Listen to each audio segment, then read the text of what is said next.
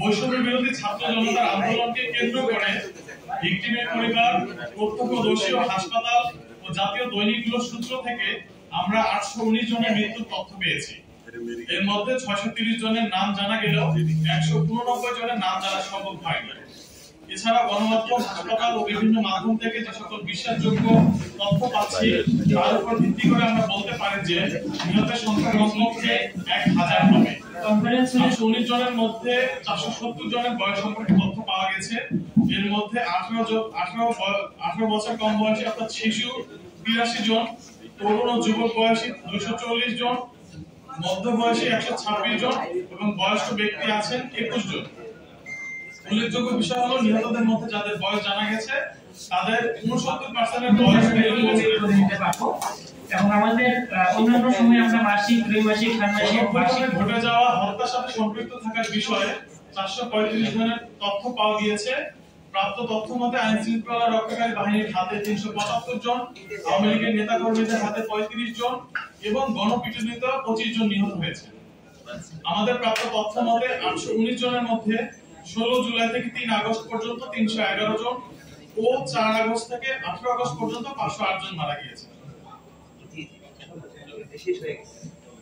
গণঅভ্যুত্থানের ঘটনায় সারা দেশে মোট আহত হয়েছেন 25,000 মানুষ।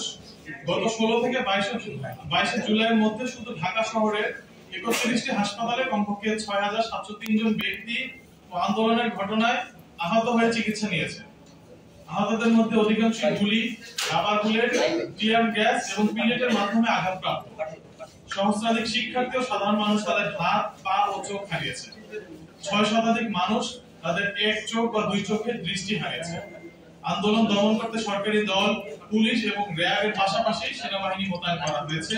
আইন শৃঙ্খলা রক্ষাকারী বাহিনী রাবার বুলেট, টিয়ার শেলের পাশাপাশি প্রাণঘাতী শটগান ও হেলিকপ্টার ব্যবহার করে রাবার বুলেট, টিয়ার শেল ও শটগান দিয়ে আন্দোলন দমন করার চেষ্টা করছে।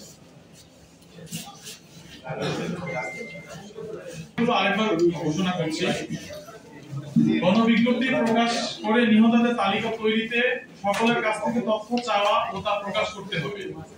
ছাত্র জনতার আন্দোলনে ঘটে যাওয়া সকল মৃত্যু সুষ্ঠু বিচারের জন্য একটি স্বাধীন তদন্ত কমিশন গঠন ও জাতিসংঘের সাথে সমন্বিত পদক্ষেপের মাধ্যমে দ্রুত বিচার শুরু করতে হবে।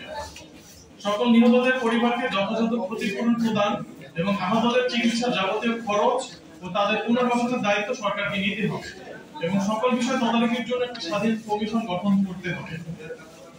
একটি স্বাধীন তদন্ত কমিশন গঠন করে বিগত সময়ের সকল গুম ও বিচার বহির্ভূত হত্যার বিচার করতে হবে। বিগত সময়ের সকল মিথ্যা মামলা চিহ্নিত করে দ্রুত সময়ের মধ্যে প্রত্যাহার করা এবং তার জড়িতদের বিচার আওতায় আনতে হবে। সংখ্যালঘু সম্প্রদায়ের উপর হামলার সকল ঘটনা সুষ্ঠু তদন্ত করে জড়িতদের বিরুদ্ধে ব্যবস্থা গ্রহণ করতে হবে।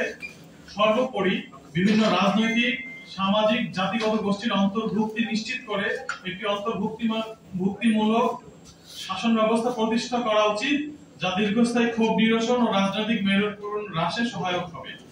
এছাড়া জনগণের গণতান্ত্রিক প্রক্রিয়ার প্রতি আস্থা পুনরুদ্ধারের জন্য ব্যাপক নির্বাচন ব্যবস্থা সংস্কার বাস্তবায়ন ও রাজনৈতিক প্রভাব মুক্ত থেকে একটি স্বাধীন নির্বাচন কমিশন প্রতিষ্ঠা করা অপরিহার্য। বিচার বিভাগের স্বাধীনতা নিশ্চিত করতে রাজনৈতিক চাপ মুক্ত হয়ে বিচার নিয়োগের প্রক্রিয়া সংস্কার ও জবাবদিহিতা নিশ্চিত করা অত্যন্ত গুরুত্বপূর্ণ। পাশাপাশি নাগরিক স্বাধীনতা যেমন বাক স্বাধীনতা, সমাবেশের স্বাধীনতা, গণমাধ্যমের স্বাধীনতা রক্ষায় কঠোর আইনগুলি বাতিল করা এবং ভবিষ্যৎ আইন প্রণয়নের সময় নাগরিক অধিকার সংরক্ষণের ব্যবস্থা করা উচিত। ধন্যবাদ সবাইকে। আমার নাম হচ্ছে সাইফুল ইসলাম, আমি হিউম্যান রাইটস সোসাইটির কাছে গবেষণা কর্মকর্তা হিসেবে।